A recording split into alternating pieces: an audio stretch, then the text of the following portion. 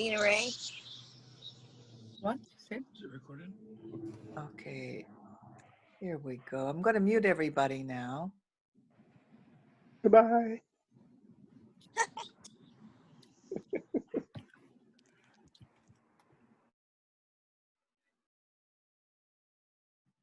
Okay, good morning, everybody. It's the Sunday before Labor Day. So it is September 6th, 2020. And so since Labor Day is tomorrow, we're going to talk about labor and not laboring, both of those things.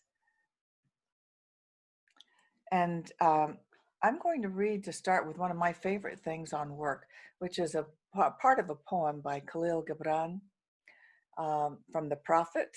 And this is what he says. When a plowman said, "Speak to us of work," the prophet answered, saying, "You work that you may keep pace with the earth and the soul of the earth. For to be idle is to become a stranger unto the seasons, and to step out of life's procession that marches in majesty and proud submission towards the infinite. When you work, you are a flute through whose heart the whispering of the hours turns to music. Which of you would be a reed, silent when all else sings together in unison? Always you've been told that work is a curse and labor a misfortune.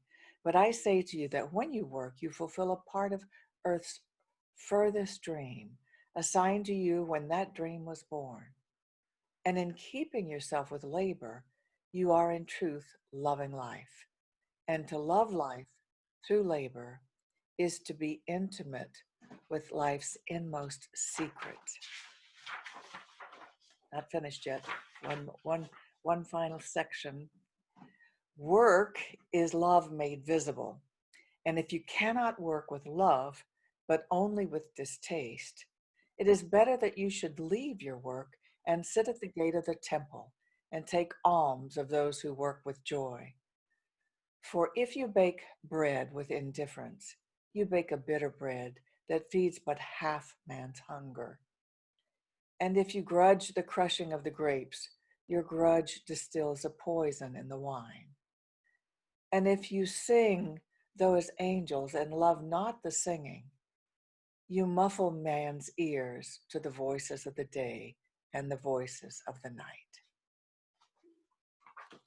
So that was Khalil Gibran from the Prophet on the chapter on Speak to Us of Work. I read that when I was in high school. I loved it. It's been a favorite book ever since. And it speaks to some of the points that we wanted to speak of today. We're good. We have to get two chairs squeezed here together so we can. So our title today is, you named it. Something about work or labor. Taking the labor out of having labor not. Let me see. Anyway, we're going to get a new title because this title definitely does not work. Yeah, it's about labor. It's about love. It's about trying to see if we can't do those two together. You know, making life a labor of love, which is really what the mission is. And we got to thinking, because obviously it's Labor Day, all the people that work and how we work has such an impact on our heart and our soul and our being and our wellness and everything. And I can remember, as I'm sure many of you can, working in many different places where the work seemed to steal my heart and steal my soul and steal my being. And what I didn't realize during those periods of time was that I was giving up my heart, soul, and being to those jobs rather than allowing myself to be real and whole and complete in the job. And I think the mission for us, and it's a difficult one, is how do you bring yourself to settings in which you are not necessarily invited? That is, the whole you was not necessarily invited. How do you invite your consciousness into your work circumstance or situation? For many people, if you look at your job description, it doesn't really include you. It includes the job that needs to get done. You have to bring you to the job. And because you're not necessarily invited, there are lots of people who don't invite themselves, who work many, many years. And you could say really they work anonymously. And that's not really very good for our personal expression of love and of life. So the job is a job, but you get to bring you to the job. And I'm reminded of the Birdman of Alcatraz. Many of you already know about him. He was a man who was in prison for life. And because he was in prison for life and served solitary, I think most of it in solitary confinement, there he was serving his sentence in a very small cell. And he became an ornithologist. He became a bird lover. He saw the birds outside his window of the cell and made his entire life a life about being outside rather than inside. So his labor was to serve his life sentence, but his love was birds and wings and flight and travel. And so he decided to bring his life out of the cell and into the world in a way that really brought a new life to him. I guess if a man can serve a life sentence in a small room and feel good about it, we can go to work, however small the quarters are and however restrictive or limiting those space is, and we can bring ourselves to that occasion too. Yes, I was thinking about when we chose to become physical on this earth plane with bodies, those bodies are meant to move. They're not meant to just sit and meditate all day long or remember what it was like to be in spirit. We're here to work. We're here to move. And so then the quest becomes to find an area for self-expression where we can express our talents and develop our talents and learn while we're doing it and enrich ourselves as we enrich our employer or our customers or whatever it is that we're doing. So it's really very important to find an area of self-expression that you get paid for. If you're in your working years and if you're retired, it's very important to find an area of self-expression that brings you satisfaction, and it doesn't require making you income, but it's still your expression of your interests, your desires, what you would like to see expressed in the world. It's really crucial. And I think especially for women in these times, it's been a double-edged sword, really, because I came up in an era where really most women were expected to stay home. And I remember when I got married at almost 19, had a conversation with my aunt because I was in pre-med. I was planning to become a physician. And I did not plan to stop that endeavor when I got married. My family was moving to Argentina and I wanted to continue with college. I had a conversation with my aunt who said, when I was thinking about, well, I don't know if I can do that career and be an officer's wife. She said, oh, I think you made your decision, didn't you, when you got married? And I said, what do you mean? She said, well, that is your career, being a wife and mother. And I said, well, that's not all I want to do. And certainly it's one of the most enriching things I ever did. Being a mother and raising my sons was really one of my finest achievements. But it still wasn't enough. I still wanted self-expression and adult conversation occasionally.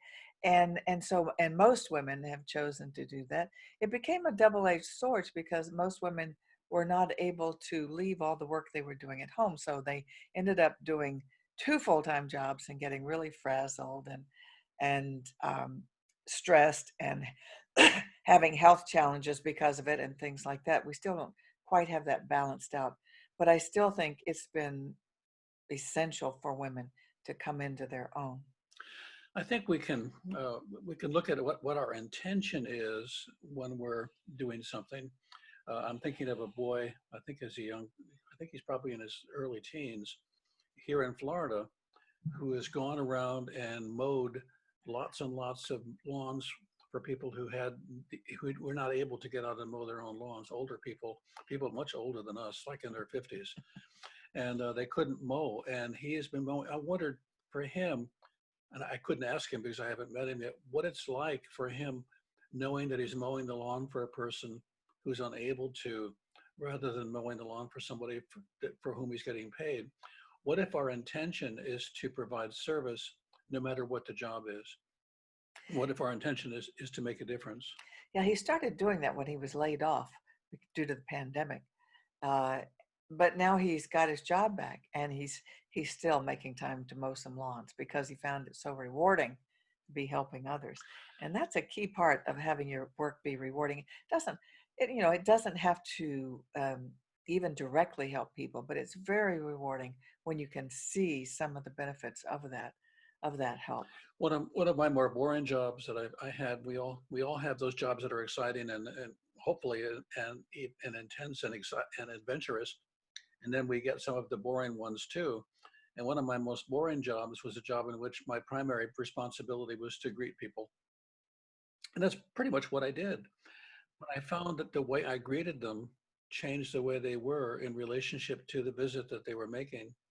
I found that I could bring my intention of love and caring to the occasion of greeting, and they felt cared for, and they would even say things like, God, I come here and I feel like I'm a part of a family now.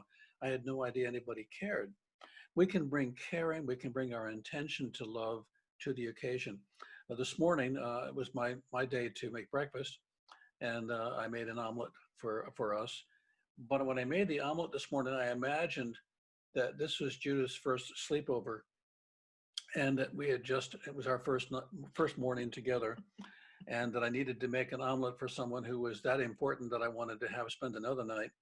And so I served the omelet to her, and she enjoyed the omelet, but I enjoyed her like I would enjoy a first date, a first night, a first morning together. How many of us are willing to set aside the story we have about how we've done it 1,000 times to allow ourselves to have it be a first time, whatever that is? And imagining, and so when she sat down, I looked at her and I thought, wow, she's really a beautiful woman. How did I get so lucky? Well, having that conversation in my head allowed me to savor the taste of the relationship in addition to the omelet, which was a good omelet. It's important for us to find ways to savor the taste of the labor that we're doing, to savor the taste of the life that we're living, not just living it and saying, well, I'll be out of here at 4, or I'll be out of here at 5, or my job will be done and I can go home. Many of us, without meaning to, are waiting for the day to be over so we can have our day, rather than allowing ourselves to be invited into the day and have it be a full day long before it's over. In fact, sometimes at different jobs I've had, when the bell rang or when it was time to go home, I thought, oh my God, I got to go home already? Because of the intention that you have to be there fully. Yeah. So I know there's nothing worse than to be in a job that you hate. And so I would just say to use your power of visualization and intention and imagine what you would love doing and see that in your mind's eye. Meditate on the concept until you manifest something that you love doing, because you will attract it to you. You'll attract the situation, the job to you, and you will be able to change jobs to one that you like more. But I also want to speak about the value of not working, because really Labor Day is all about taking a day off from your labors. And that's a good point. I what are we going to do now? always enjoyed getting away for like a weekend or a week if you can. When I was, working full-time, overtime, that kind of work schedule.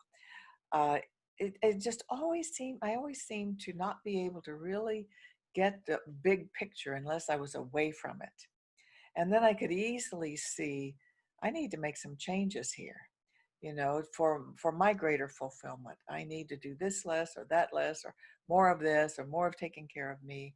And so there's really great value in taking a rest from your work or your endeavors, to give yourself a break. They say hindsight is 2020. Well, the sight you have when you just get away from it all for a while is also 2020. Really helps you make some positive changes. So I love Labor Day. My son and his family have taken a big break from Pompano Beach to Miami for the weekend to get away from it all. And I think that's just a great thing to do. I remember one of the best little stories I've ever written, I actually wrote while on an airplane. I wrote it on the back of a barf bag on the way from one place to another, because once airborne, I could no longer give my attention to the things that would normally take my attention. And I could give my attention to just being free. And 30,000 feet up in the air, I was able to write a great little story that when we landed, I was able to find a way to publish, and all kinds of wonderful things have happened with that little story. But the stories that we want to tell, the experiences we want to have, are often hidden behind the labor of daily life rather than becoming part of our expression. So the question is, how could we bring more of that out? How could we explore more of that in our daily life? We've noticed recently, I think probably because we've been often isolated more than usual, how few people there are having what I would call meaningful conversations. And what I would suggest is that you try as best you can when talking to somebody to bring meaning to the conversation, to have a meaningful conversation, bring more of you to the conversation, because people are saying right now, I need a hug, I need some love, I need more attention, I need more connection. Maybe what we could do is not just have it be a physical connection, but have it be a mental heart connection where we can talk to people's hearts and souls more, share more of you. And when you share more of you, you're in relationship with more of yourself as well. It isn't just the you that you're sharing with other people. In a way, when you're sharing yourself with other people, you get to see parts of you haven't seen either. That's true. And another important part came to me when I think about taking a break from work. The word recreation actually is recreation. And so when we recreate, when we do something that's fun for us, we actually create ourselves anew. It gives us a break from the labor. And I know that we have fewer options right now for recreating, but, figure out what you can do that does renew you, that does give you a break, even a break from the boredom, from the humdrum, and it will recreate you. We went to the beach Friday. That's my favorite day before the weekend, before the crowds, and swam in the ocean and walked the beach and got my beach fix. But it's also time in nature, and water is nice and warm and beautiful. So it's a break from everything, and then you come back renewed and ready to go back to work again. Uh, for you it might be a walk in nature. I don't know what it is, but find something that's really fun for you to do, and do it. It's good for your self-expression. Changing our relationship with the work that we do can change everything. When we went to the beach, there were fairly good sized waves. And so the first obstacle that I faced going out into the water was being hit by wave after wave after wave as I tried to get further and further out. And initially, I noticed the waves hitting me. It was almost like an assault, being beat up by the waves. And then I got further out, and I began jumping up when the waves had come, and landing when the waves went down. And I moved from being struck by the waves to dancing with the waves. And then something I noticed as I was dancing with the waves is that I wasn't very sure-footed on the landing. And I noticed that every time my feet landed, I had to kind of readjust myself because there was a current underneath and there was more. And I thought, this is just like life. We jump up, and sometimes we're afraid to jump up for fear that when we land, we won't have a sure footing. So we don't jump at all. But the interesting part of it was no matter how many times I would jump above the wave so that I wasn't being overwhelmed by the wave and enjoyed it, when I came down, even though it was an unsteady kind of coming down, I always landed on my feet. I didn't fall down. I didn't get washed away. I think sometimes what we need to be willing to jump and know that we're going to feel a little unsteady when we're in the air. And that while we're falling, we still have the ability to land on our feet. We may have to rebalance, but isn't the adventure of life a lot more about the rebalancing than it is standing still? And so the longer I stood in the ocean and the longer I danced with the waves, the more I enjoyed and found myself smiling on the inside that they were there, that I was there, and that every time I landed on my feet, I landed in a different place. I landed in a slightly different position. I didn't land comfortably all the time, but I did land. If we're willing to adventure into this life a little deeper, we needn't be afraid we won't land even when it feels a little unsteady for us. And we certainly shouldn't avoid jumping because we're afraid of the unsteadiness. Because the thing about the unsteadiness is we have the capacity to rebalance, to readjust. And you know what?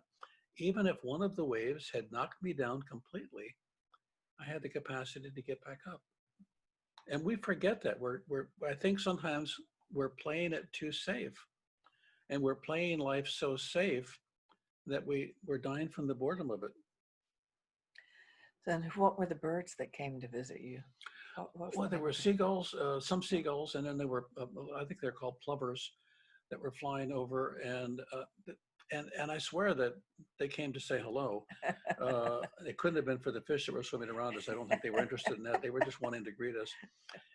But it was amazing. I mean, the ocean right up to my neck, the birds just over my head, the breeze, all of that.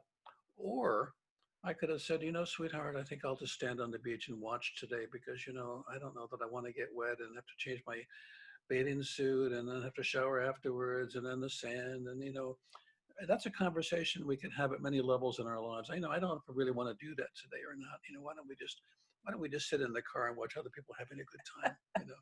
I think we do that all the time. We get home.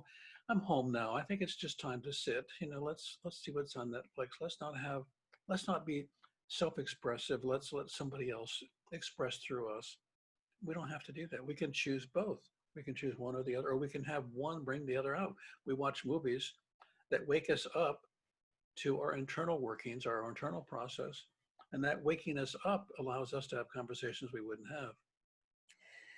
So I would like to get back to this idea of finding something that you love that allows you to express in a greater way and get feedback that it's helpful and develop your talents. Sometimes that takes getting some education.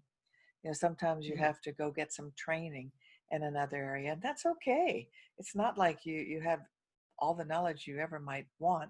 It's okay to get some training. Sometimes wonderful as training is available right online. And when I said our bodies are meant to move, sometimes it's move your fingers on your keyboard. And whether you're writing something to express something or whether you're taking a tutorial to learn some new talent, it's amazing what's available on YouTube. If you want to learn how to work any program or app you have that you don't know how, there's a tutorial on YouTube. And a lot of things, like Apple has tutorials for all aspects of everything that they offer.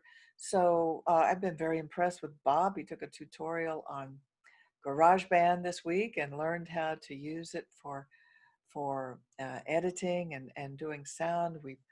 We're going to put a lot of, we have created in the past many guided meditations that are quite good. And we're going to start posting them. Just thought, well, that's something we did in the past, So we're actually going to start putting them on, I think, our YouTube channel, which is CSL Palm Beaches. So if you want to check that out, CSL space Palm space Beaches, that's our YouTube channel. Right now we have on it we have lots of talks. If you ever want to see a talk, our talks are on there, but we're going to be adding other things. Yeah.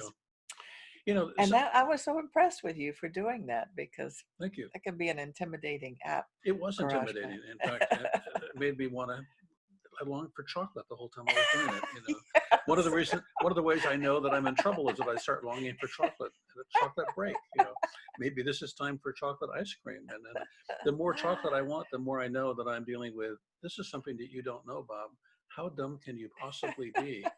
And that dumb part of me, that worries about being dumb and being seen as dumb, that shows up, and then I have to overcome that. But I discovered something a long time ago that I'll share with you that's I think is really important. Our world is either getting larger or it's getting smaller. It is not staying the same. For those of us who have decided, I've learned enough, I don't need to know anymore, your world is getting smaller because you're not standing still. Whenever you've decided that you're willing to learn more, your world is expanding. And as your world expands, you bring everything you've ever done and everything you've ever known and everything you've ever thought to that occasion.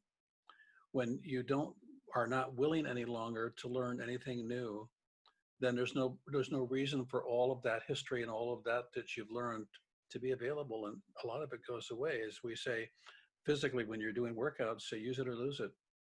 And a lot of us have lost a lot of our mental capacity because we've stopped using it.